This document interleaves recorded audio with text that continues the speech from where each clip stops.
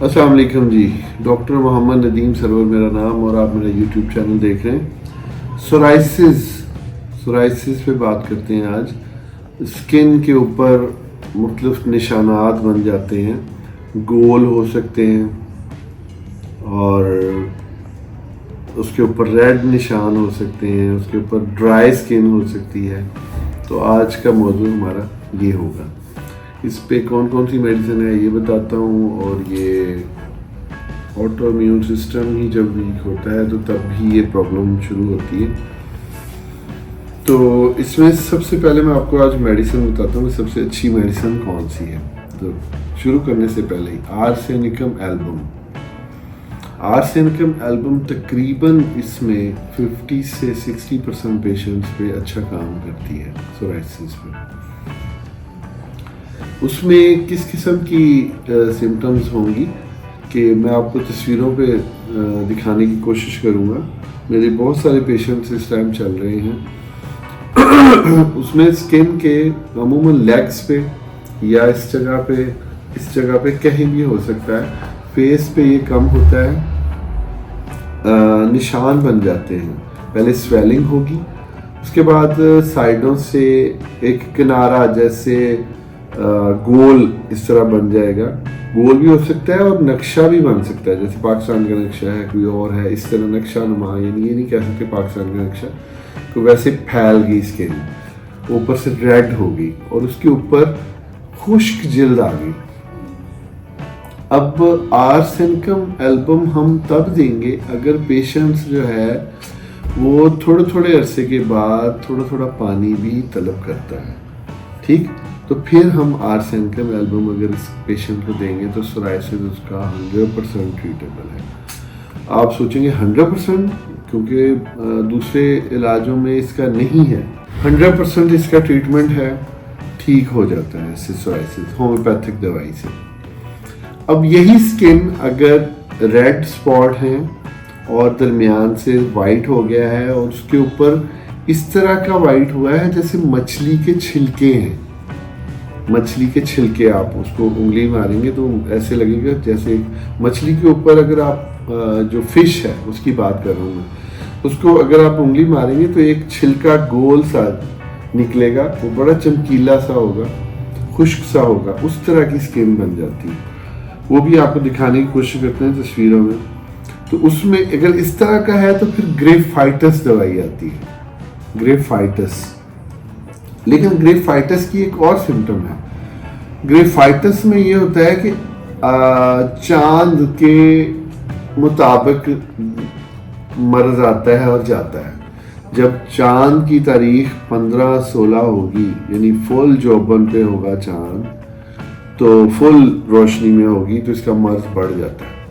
और चांद जिस तरह कम हुआ उस तरह इसका मर्ज कम होना शुरू होता है। उस डिजीज़ का ही वो पेशेंट खुद कहेगा जी मुझे हर महीने बाद ये आता है और चंद दिन रहता है और फिर ये कम होना शुरू हो जाता है। तो उसमें आप ग्रेफाइटिस याद रखिएगा। ग्रेफाइटिस 30 में अगर यूज़ करें, 5-5 कतरे सुबह दोपहर शाम पिए तो उससे बहुत बेहतरी आएगी और बल्कि ठीक होना शुरू हो जाएगा। लेकिन एक बात फिर वही याद रखिएगा कि सोराइसिस है या कोई भी सिम्टम है या कोई भी बीमारी है, आप अपने करीबी डॉक्टर के पास जाके फिर उसे दिखा के फिर इलाज करवाएं। या मेरा नंबर इधर दिया गया है, मुझसे व्हाट्सएप पर रब्ता करें, स्किन की तस्वीरें भेजें, तो फिर जो भी प्रोसेस होगा आपको दवाई पार्सल कर दी जाएगी या हम आपको क्लिनिक पे बुला लेंगे। सोराइसिस 100% ट्रीटेबल है। तीसरी दवाई है सोरानियम, पी से शुरू होती है, PSO, सोरानियम, ठीक। ये भी बहुत अच्छी दवाई है। इसमें भी किसी तरह के निशानात होते हैं, बाकी सारे माइंड सिम्टम हम उसमें कलेक्ट करके, अगर तो बहुत ज़्यादा प्यास है, ठीक है, और थोड़ी थोड़ी प्यास है थोड़ी थोड़ी अरसे बाद, तो आर्सेनिकम एल्बम।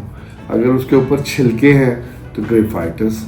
तो सोरानियम की सिम्टम यहाँ से, अगर यहाँ पे इस जगह पे निशान है, इस जगह से ड्राइनेस शुरू हुई है पहले और फिर वो ऐसा ऐसा जिस्म पे फैली है, तो उसमें सोरानियम बहुत अच्छा काम करती है।